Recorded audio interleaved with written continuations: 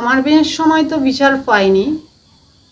আর বারুইপুরে যে ঘটনাটা ঘটেছিল, এনকাউন্টার করে দিয়েছে, আমি খুব শুনে খুশি হলাম।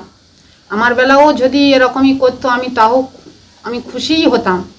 আমি সঠিক বিচার পাইনি, কারণ প্রাক্তন মুখ্যমন্ত্রী যে আমাদের বিচার দেওয়ার কথা বলেছিল, সুবিচার দেয়নি আমাদের। আমি যে লিখিতগুলো নিয়ে গেছিলাম, উনি বলেছিল যে হ্যাঁ দেখব, কিন্তু কিছুই দেখেনি আমাদের। আমি কাঁদতে কাঁদতে আসি, আমার মেয়ের কোনো ন্যায় হয় নাই। লোয়ার কোর্টে ফাঁসির ব্যবস্থা হইলেও হাইকোর্ট সুপ্রিম কোর্টের আমার ওই ফাঁসির ব্যবস্থা হইল না।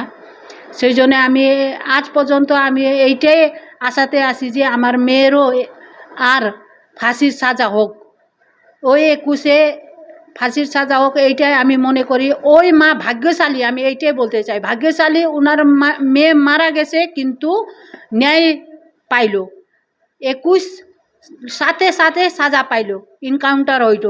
আমার কেসেও মাটিগাড়ার থানার পুলিশ এরকম করতো, আমাকে তখন শান্তি হইতো আমার মনে। হ্যাঁ, আমার মেয়েকে এরকম ধর্ষণ করছে, ওর পরে ও আজকা নাই, ওরও জীবন হারাইতে হয়তো হয়েছে, আমি এরকম ভাবতাম।